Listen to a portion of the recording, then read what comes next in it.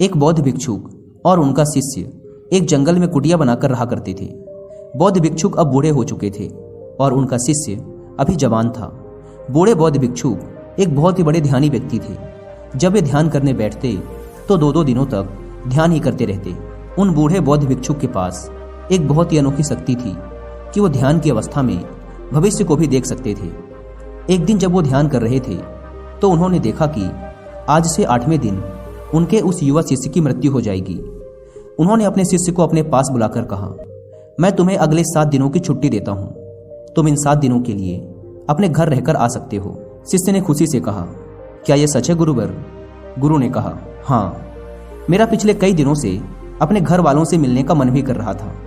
शिष्य ने मुस्कुराते हुए कहा।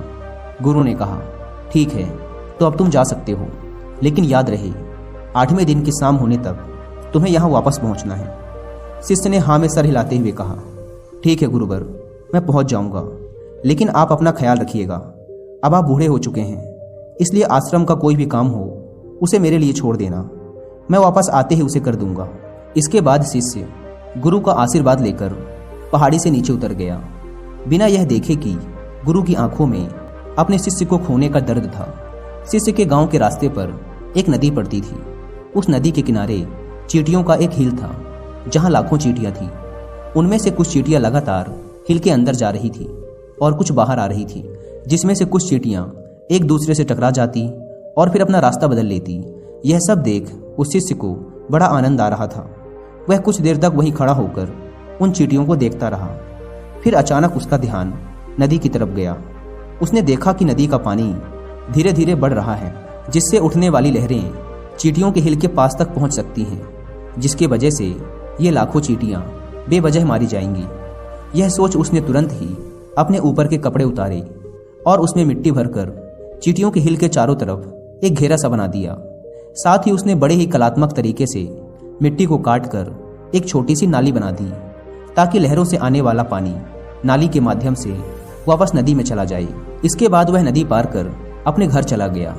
घर पहुंचने के बाद उसके 8 दिन कब बीत गए उसे पता ही नहीं चला। 8वें दिन उसे याद आया कि आज शाम तक तो गुरु ने आश्रम में वापस लौटने का आदेश दिया था।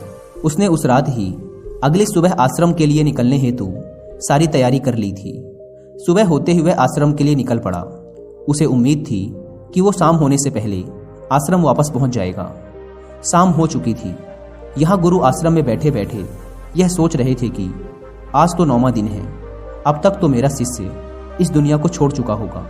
वो इस बात से काफी दुखी थे कि वो मरने से पहले आखिरी बार अपने शिष्य को देख ना सके। गुरु बैठे हुए ये सब सोच ही रहे थे कि उन्हें दूर से एक इंसान आता हुआ दिखाई दिया। उन्होंने ध्यान से देखा तो चौंक गए। अरे, ये तो मेरा शिष्य है। गुरु ने दौड़कर शिष्य को गले से लगा लिया, लेकिन वो इस बात से अचंभित भी थे कि 8 दिन बीत जाने के बाद भी अब तक वो शिष्य जिंदा कैसे है। गुरु ने शिष्य से कहा कि यहाँ से जाने के बाद तुमने जो कुछ भी किया है मुझे बताओ। तब शिष्य ने चींटियों वाली कहानी गुरु को सुनाई। कहानी सुनते ही गुरु को यह समझते देर न लगी कि शिष्य ने लाखों चींटियों की जान बचाई थी और उसके इसी कर्म का परिणाम है कि शिष्य को एक लंबा और खुशहाली भरा जीवन प्राप्त हुआ है। कहानी सुनने के बाद गुरु के मुंह से अनायास ही निकल गया कि कर्मा लौट कर जरूर आते हैं। शिष्य को गुरु की इस बात का मतलब समझ नहीं आया, लेकिन उसने पूछा भी नहीं और चुपचाप अपने आश्रम के कामों में लग गया। अगर हम अपनी जिंदगी में देखें तो इसे खुशी खुशी जीने का सबसे आसान तरीका है कि हम अच्छे कर्म करते रहें। इस कहानी की तरह यह जरूरी नहीं कि अच्छे कर्म हमारी उम्र को लंबा ही करेंगे, लेकिन इस बात की गारंटी है कि अच्छे कर्म हमारी जिंदगी में आने वाली दुख और परेशानियों को कम जरूर कर देंगे। कर्मों का एक बहुत ही साधारण सा सिद्धांत है कि हम जो कुछ भी करते हैं उसका कई गुना लौटकर हमारे पास ही आता है।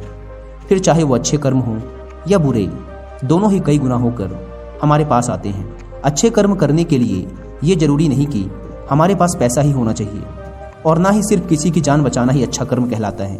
किसी असहाय की छोटी सी मदद करना भी अच्छा कर्म है। किसी डीमोटिवेटेड इंसान को मोटिवेट करना भी अच्छा कर्म है। किसी दुख भरे इंसान को संतावना देना भी अच्छा कर्म है। कुल मिलाकर अगर हम किसी भी तरीके से किसी के दुख को कम कर पाए तो वो एक अच्छा कर्म है। और जैसे गलत कर्म करने से हमें बुरा लगता है, और दुख भी होता है, ठीक उसी तरह अच्छे कर्म करने से हमें सुख की अनुभूति होती है। इसलिए अगर हम अपनी ज़िंदगी में खुश रहना चाहते हैं तो हमें आज से ही दूसरों के दुख दर्दों को कम करने की कोशिश शुरू कर देनी चाहिए और हम देखेंगे कि हमारी लाइफ अपने आप ही खुशियों से भर जाएगी।